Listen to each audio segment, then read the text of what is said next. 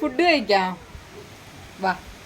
ഇന്നത്തെ ഫുഡ് അടി എന്തായാലും സൂപ്പറായിരുന്നു കേട്ടോ. അപ്പോൾ എന്താണെന്നല്ലേ, ഒരുപാട് വെറൈറ്റിയും കാര്യങ്ങളൊന്നും ഇല്ലെങ്കിലും നമുക്കിതൊക്കെ അടിപൊളിയാണ് കേട്ടോ ഗൈസ്. അപ്പോൾ ഹോസ്റ്റലിലൊക്കെ ഇരിക്കുന്ന മക്കളൊക്കെ ചേച്ചീനോട് ക്ഷമിക്കണം കേട്ടടാ.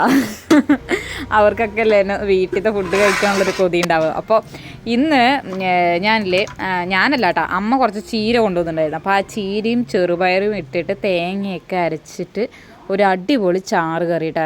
ചീരയും പരിപ്പിട്ടിട്ടാണ് കൂടുതൽ സ്ഥലങ്ങളിൽ വെക്കുക. ഞങ്ങൾ അങ്ങനെ ചെറുപയറും ഒരു വെറൈറ്റിക്ക്. പിന്നെ ഇത് അമ്മ അതേപോലെ പണിക്ക് പോയി അവിടെ നിന്ന് വരുമ്പോൾ ഇച്ചിരി പയർ കൊണ്ടുവന്നു കേട്ടോ. എൻ്റെ പൊന്നെ, ഇതിൻ്റെ മണി ഇല്ലടാ, അതാണ് സൂപ്പർ കേട്ടോ. മണി ഇങ്ങോട്ട് ഇച്ചിരി വെളുത്തുള്ളിയൊക്കെ കുത്തി കാച്ചിട്ട് അങ്ങോട്ട് ഒരു മെഴുക്ക് പുരട്ടി പോലെ വെച്ചിട്ടുണ്ട്.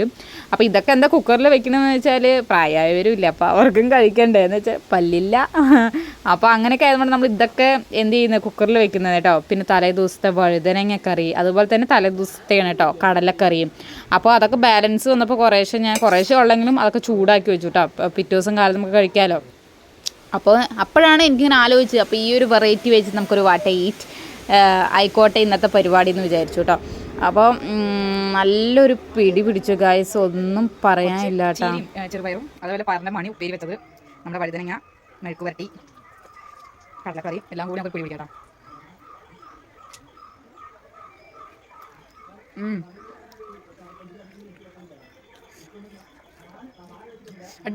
അടിപൊളി ടേസ്റ്റ്. ഇതുപോലുള്ള വെറൈറ്റീസ് ട്രൈ ചെയ്യാത്തവരാണെങ്കിൽ ജസ്റ്റ് ഒന്ന് ട്രൈ ചെയ്ത് നോക്കിയോ, എങ്ങനെയുണ്ടെന്ന് അറിയാലോ. അപ്പോൾ ഇന്നത്തെ പരിപാടി ഒരു ചെറിയ വ്ളോഗിലൂടെ അവസാനിപ്പിക്കാനായിട്ട്. അപ്പോൾ എന്താണ് സൺഡേ ആയിട്ട് പരിപാടികൾ തകർക്കല്ലേ.